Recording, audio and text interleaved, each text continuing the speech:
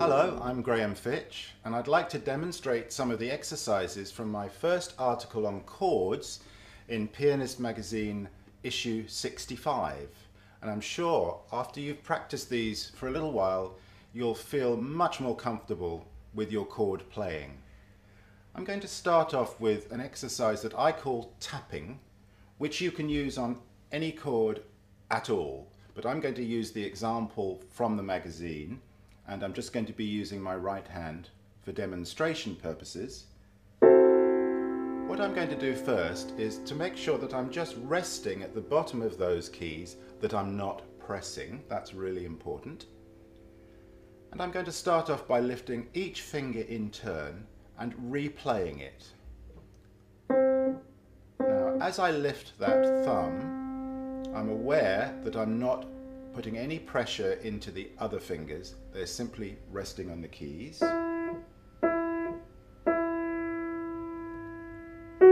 Now I've chosen to repeat these keys, well that was 4 times, but 3 times. You can do as many repetitions as you like, and you can change that from day to day. Having done single notes, I'm now going to do pairs of notes. I'm going to exhaust all the possibilities. Now I'm going to do the upper pair, or the outer pair I should say. Now I'm going to do the diagonals. Now this will give you a fair degree of independence within the hand, so that your fingers will behave when you're playing chords. You won't find fingers that shouldn't be playing, and fingers that should be playing, not playing. And the beauty of this exercise is you can use it even at the advanced levels. Let me take a small example from Rachmaninoff, the C-sharp minor prelude. I can use that here as well.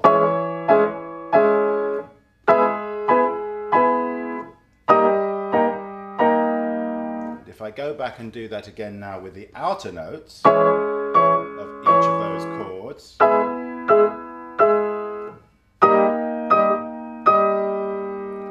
really help me to control the chord. Now I'm going to move on to the C.P.E. Bach Pastoral, which you'll find inside the magazine, and I'm going to show you how to apply the tapping techniques to that piece. If I play it as it should be first for a moment, what I want to aim for there is for both notes to speak exactly together, precisely together. But I need to make sure that the upper note's slightly stronger than the lower note, which isn't a very easy thing to do, but we can actually do this by practicing this exercise. What I'm going to do is I'm going to tap first of all the upper notes, and I'm going to make them strong and tenuto. Let me show you.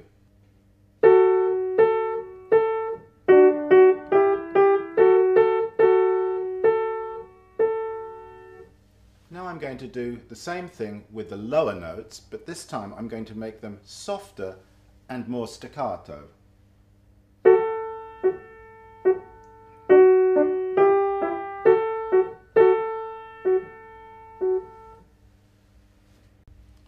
Almost without exception, each chord that we play on the piano needs to be voiced. Now what I mean by voicing, simply one note louder than the rest of them. So if I take, let's say, this chord, this is a random chord, and I don't voice it, listen to how it sounds unvoiced. It's very grey, it's very out of focus. Now listen to it voiced. Did you hear then how the top voice sang out above the lower notes? That's not an easy thing to do. Let me show you again. Unvoiced, voiced. You can hear very clearly the top note, which is usually the one that you're going to need to bring out. And it sort of goes against nature because we're using our tiny little finger here. I want to show you an exercise that you can do with any chord. I'm just picking this one out randomly. What I do is I first play the strong note with my hand in position. Then, afterwards, I put the keys, the remainder of the keys down either silently, if I can. That's not easy to do. Or it could just be very soft. Let me show you that. Do you see now all the fingers are down?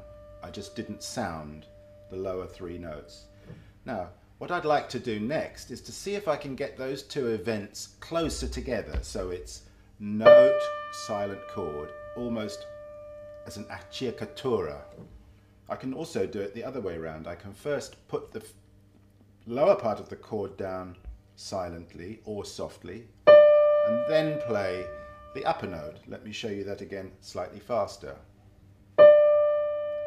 And then, of course, I have to be able to do that simultaneously. What I did then, even though you're only hearing one note, I put the whole chord down and I selected the upper note to sing.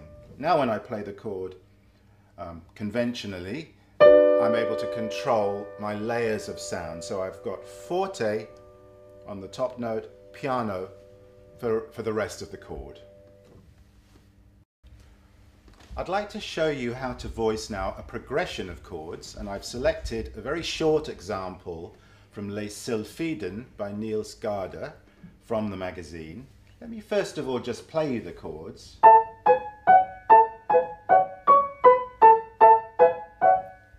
Now you'll hear or be able to see that there are 3 notes, mostly 3 notes in each chord.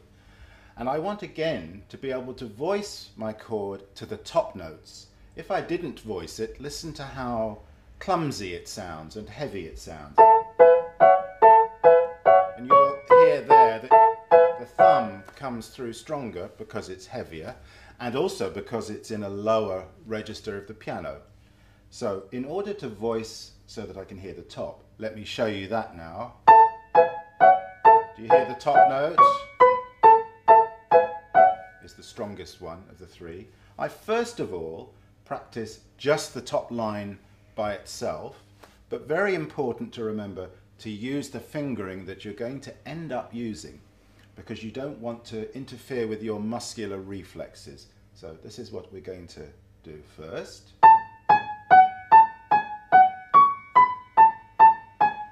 Now the thing is, you wouldn't choose that fingering if you just had to play that line by itself. You wouldn't have 5, 5, 5. But it's important to do 5, 5, 5 because that's what you're going to end up doing. What I'll do next is I'm going to play my thumb line, the lowest line, but I'm going to play it softly and lightly.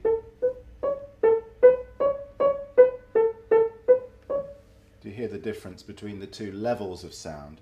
Now I'm going to aim to combine those 2 levels by playing only the upper voice and the lower voice, or the lowest voice.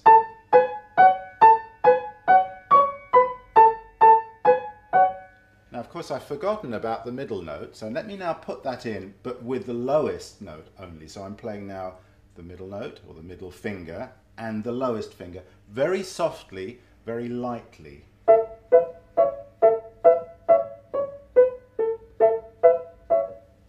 And now I'm going to play, for the sake of completion, my upper voice and my middle voice. And again, aiming to make my upper voice really strong and my middle voice really light.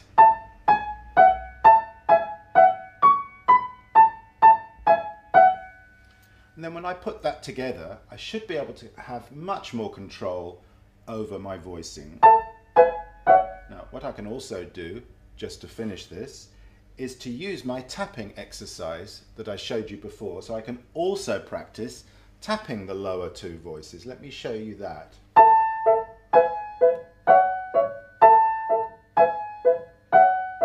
And so on. I think you'll find that after having practiced these exercises, you'll be much more comfortable with your chords, you'll have much more control over your voicing, and I look forward to joining you again in the next episode, where I'm going to show you some more advanced techniques for improving your chord playing.